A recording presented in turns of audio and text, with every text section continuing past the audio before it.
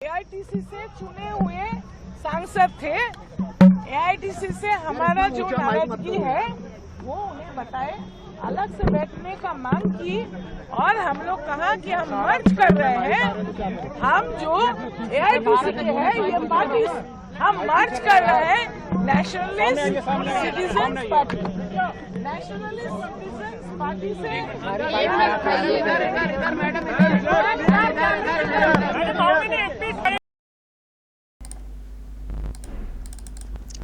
দর্শক, বিদ্রোহী টিএমসি এমপিরা নতুন দলে যুক্ত হয়ে যাচ্ছেন। এনসিপিআই যেটা জানতে পারছি সেটা হচ্ছে ত্রিপুরার একটি দল, সেই অর্থে কোনো পরিচিতি নেই, কিন্তু সংগঠন নাকি আছে ওখানে আসামে।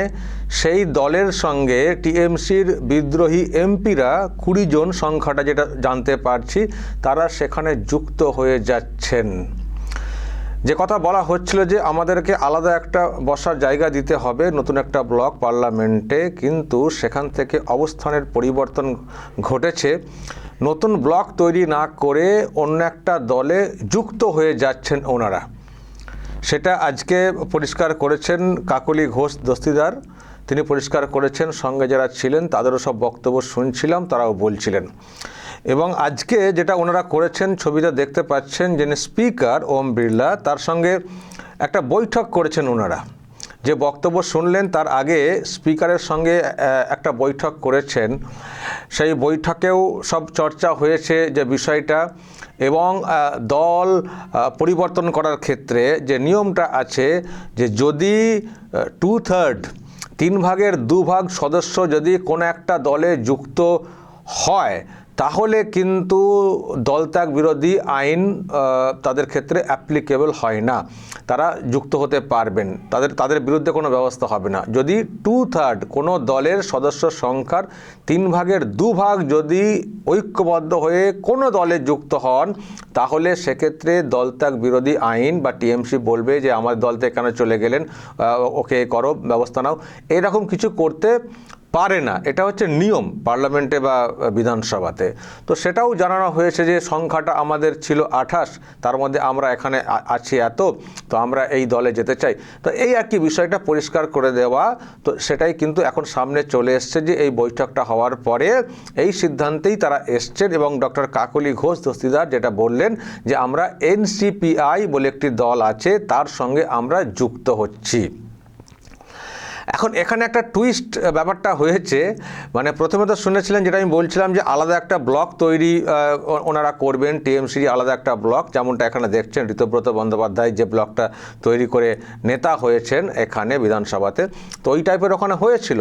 কিন্তু মাঝখানে একটা সমস্যা আন্দাজ করা হচ্ছে যে একটা জটিলতা তৈরি হতে পারে, কারণ টিএমসির তরফ থেকে, টিএমসি বলতে অভিষেক ব্যানার্জি টিএমসি মানে মমতা ব্যানার্জি, তাদের তরফ থেকে আজকে স্পিকারের কাছে এই কীর্তি আজাদ, সাগরিকা ঘোষ এদের মাধ্যমে একটা চিঠি পাঠানো হয়েছিল যে মানে একটা দল এইভাবে স্প্লিট করতে পারে না, আলাদা ব্লক হতে পারে না, অমক তমক এইসব বলা, এবং আইনি ব্যবস্থা নেওয়ার কথাটাও শুনছিলাম।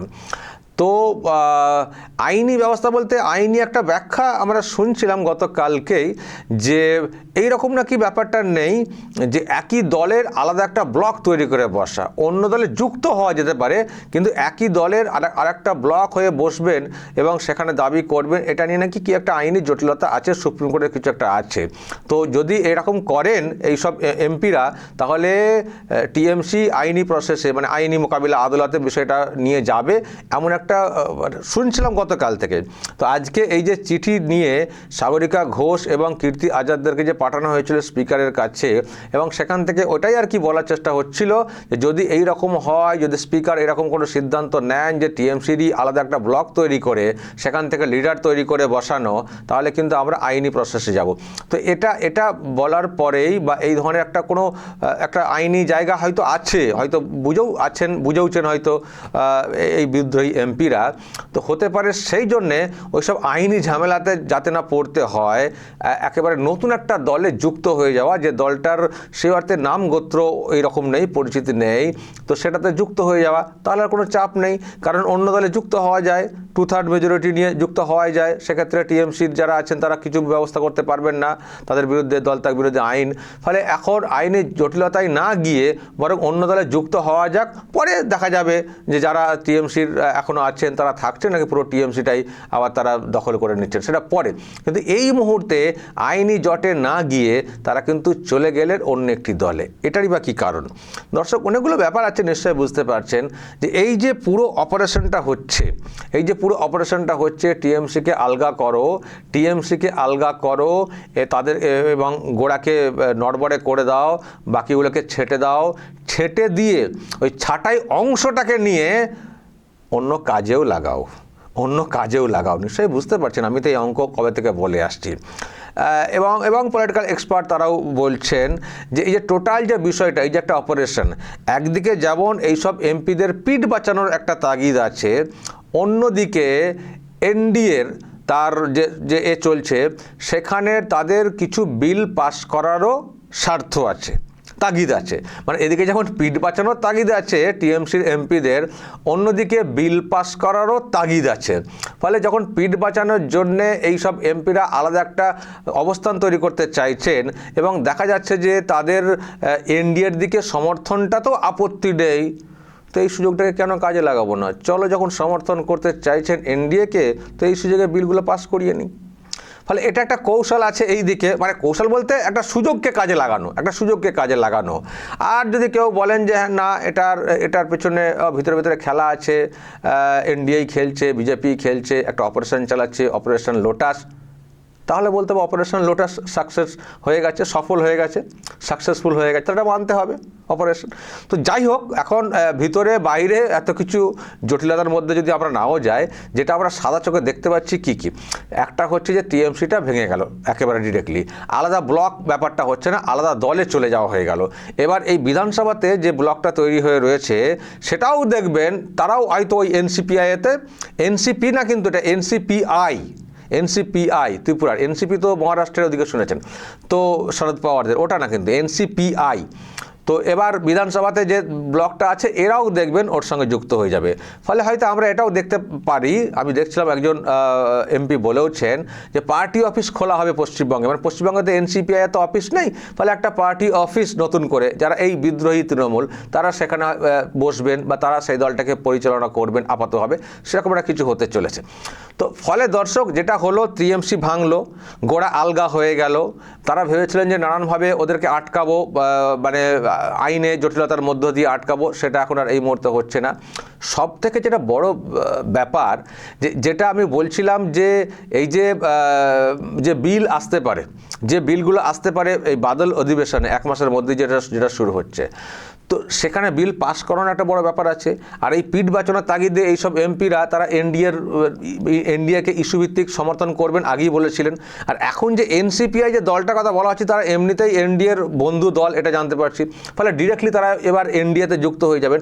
ফলে আইনি জটিলতায় না গিয়ে, আইনি জটিলতা হলে এই যে বিলগুলো আসবে সেখানে ভোটিংয়েও সমস্যা হতে পারে, কারণ আইনি জটে পড়ে যেতে পারেন এইসব বিদ্রোহী এমপিরা। ফলে এই ভোটটাকে আর কাজে লাগানো যাবে না, এই ভোটটাকে আর ওই বিল পাশে কাজে লাগানো যাবে না। ফলে এটাও যেন, যদি অপারেশন লোটাস বা অপারেশন কিছু বলে থাকেন, তো তার মধ্যে তাহলে এটাও একটা খুব ঠান্ডা মাথায় ভাবনা যে ফালতু ঝামেলা করে লাভ নেই, আমাদের বিল পাস করানোটা জরুরি আর আপনাদের পিঠ বাঁচানোটা জরুরি। ফলে সবটাই হবে, আপাতত হবে আপনার পিঠটা বাঁচবে যেটা আপনারা চাইছেন, ওকে। তাহলে আপনারা যদি পিঠ বাঁচানোর জন্য এদিকে সরে আসেন, সেটা আপনাদের ব্যাপার, পিঠ শেষ পর্যন্ত বাঁচবে কিনা সেটা পরের বিষয়। তো যখন চাইছেন এনডিএকে সমর্থন করতে, তো ঠিক আছে, তাহলে এসব ঝামেলায় যাবেন না, আইনি জটে যাবেন না, আলাদা দলে চলে যান, বিলটা পাস করুন। মানে আমি যেটা বুঝছি দর্শক, মিলিজুলি কারবার হোক, আর না বলবেন যে না ওরা নিজেদের তাগিদেই পিঠ বাঁচাতে এসছে, সেটাকে কাজে লাগানোর চেষ্টা করছে এনডিএ। তো যাই হোক, যে যেমন পারে ভাবছেন ভেবে নিন, আমরা বেশি এটার ব্যাখ্যাতে ঢুকছি না। তো যেটা হলো দর্শক, আমি বলতে চাইছি যে এই আইনি জটটা যেটা টিএমসি করতে পারতো, টিএমসি বলতে কালীঘাট টিএমসি, তারা করতে পারতো, সেই সুযোগটা কিন্তু দেওয়া হচ্ছে না। ফলে ক্লিন রাখা হচ্ছে পুরো পরিষ্কারটা, যেটা বিল পাসের ক্ষেত্রে পরিষ্কার রাস্তা থেকে যাচ্ছে। যেটা বিল পাশের ক্ষেত্রে পরিষ্কার রাস্তা থেকে যাচ্ছে, এটা কিন্তু পরিষ্কার যে কোনো আইনি জটে না গিয়ে দলও ভাঙলো, আলাদা দলে তারা চলে গেলেন, আইনি কোনো সমস্যা রইল না, আর তারা খুব সহজে এনডিএর ব্যাপারে সমর্থন তারা করতে পারবেন। ফলে এনডিএ বা এই যে বিল আসার কথা বলা হচ্ছে সেখানেও তারা সমর্থন করতে পারবেন, ফলে কোনো সমস্যা নেই।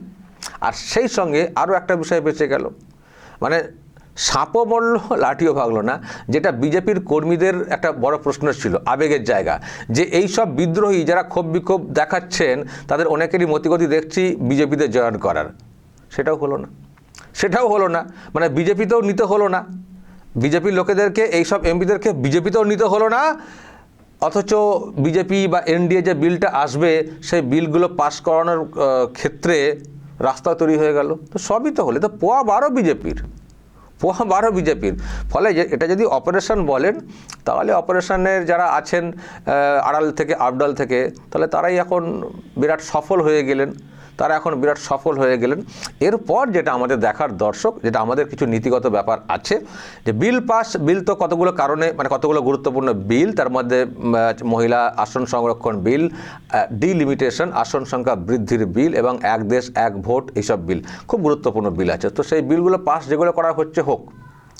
আর ইনারা ওদিকে চলে গেছেন যান, দুটো বিষয়, এক হচ্ছে ওদিকে গেলেও আপাতভাবে ওনারা পিঠ বেশে বাঁচিয়ে আসতে চাইছেন, সুযোগটা কাজে লাগাচ্ছেন, লাগিয়ে নিন, কিন্তু কাউকে ছাড়বেন না। ওনারা আপাতত ডিম থেরাপি থেকে বাঁচছেন, এটাই ওনাদের জন্য অনেক, কারণ এখন বাইরে বেরোচ্ছেন না, ওদিকে সব ঘুরছেন ঘাটছেন। তো এদের ব্যাপারে দুর্নীতি যেগুলো যা আছে ছাড়বেন না, এটা হচ্ছে এক। আর কখনো ভুলেও যেন ওদেরকে বিজেপিতে স্থান না দেওয়া হয়। এখন তো হচ্ছে না, নিশ্চয়ই বিজেপির লোকেরা খুশি, কর্মীরা খুব খুশি, যে আশঙ্কা করছিল সেটা হলো না। তো এইগুলোকে মানলেই ব্যাস। আমি বলেছিলাম যে অনেকের ক্ষেত্রে পরীক্ষা হয়ে দাঁড়াচ্ছে, যে যেটা হচ্ছে সেটা কি দাঁড়াবে বিষয়টা, আলটিমেট কি বিজেপির লোকেরা কষ্ট পাবেন শেষ পর্যন্ত, যাদের সঙ্গে এত লড়াই তারাই আবার চলে আসবেন, তো সেটা হচ্ছে না। ফলে সেদিক দিয়ে এই খবরটা বিজেপির যারা আছেন এখানে তাদের কাছে খুবই খুশির খবর।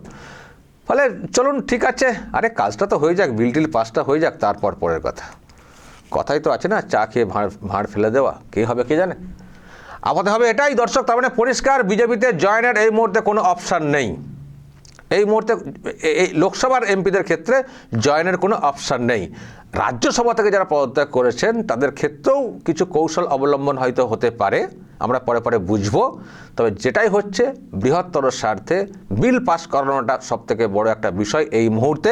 সেই বিল পাস হলে যেমন মানুষের সুবিধা হবে, তেমনি বিজেপিরও পলিটিক্যালি একটা বেনিফিট ব্যাপারটা হবে। ফলে সেদিকটা হচ্ছে। আর ওদিকে টিএমসি কালীঘাট টিএমসি তারাও ঠোঙা হয়ে যাচ্ছে। তারা ভেবেছিল নানানভাবে আটকে দেবো, একটা আইনি জটে ফেলে দেবো, সেটার কোনো জায়গা হচ্ছে না, চলো তোমরা ঠোঙা নিয়ে থাকো। ফলে ওটাও দুর্বল হয়ে গেল। ঝাপটা বন্ধের যে ব্যাপারটা বলছিলাম সেটাই কার্যত হয়ে গেল। ওই কজন আছেন বুড়ো টুড়ো লোক, তাদেরকে নিয়ে ওনারা ভাবছেন নতুন করে আমরা দল গড়বো। কোথায় আর দল গড়বেন? এনারা আবার এখানে বিস্তার করবেন, যদিও সেই বিস্তার আবার নিশ্চয়ই বিজেপি তার মতো করে মোকাবিলা করবে, কিন্তু তৃণমূলটা তো উঠে গেল। ফলে অনেকগুলো বিষয় কিন্তু হয়ে গেল একসঙ্গে। দর্শক, আমি কিছু ভেঙে দিলাম, বাকিটা আপনারা নিজেরা উপলব্ধি করে নিন। সবটা আমি কেন বলতে যাব মুখে, বাকিটা আপনারা উপলব্ধি করে নিন। যা বলার বলবেন দর্শক তারপর, এবং নজর রাখবেন আরামবাগ টিভিতে।